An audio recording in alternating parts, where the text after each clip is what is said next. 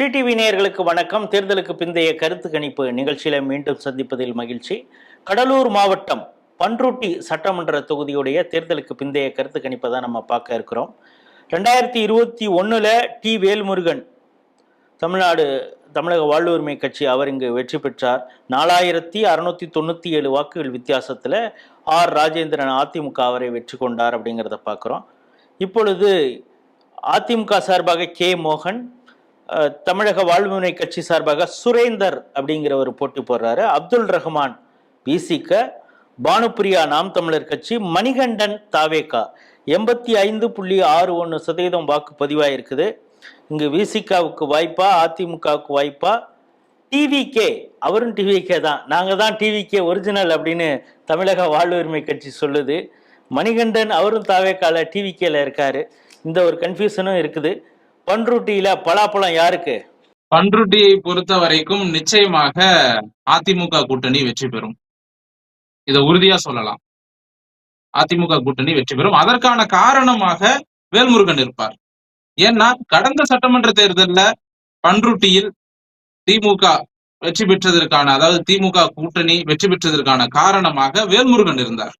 ஏன்னா வேல்முருகனுடைய கட்சி வாக்குகள், அவருடைய ஆதரவாளர்களின் வாக்குகள் அப்படியே திமுகவுக்கு போச்சு.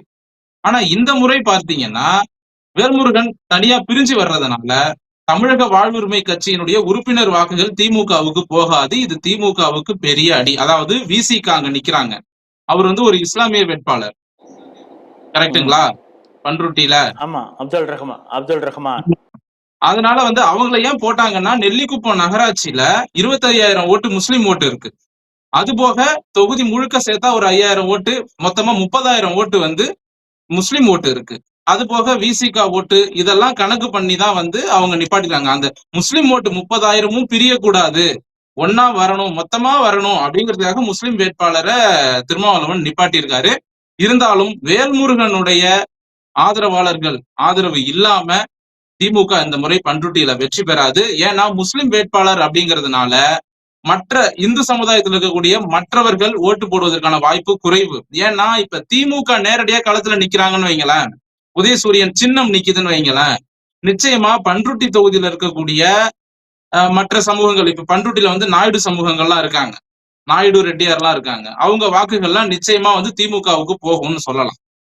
ஆனா முஸ்லிம் வேட்பாளர், அதுவும் விசிக அப்படிங்கிறதுனால பட்டியல் சமுதாயம் அல்லாத பிற சமுதாய மக்களினுடைய வாக்குகள் விசிகாவிற்கு போவது குறைவு.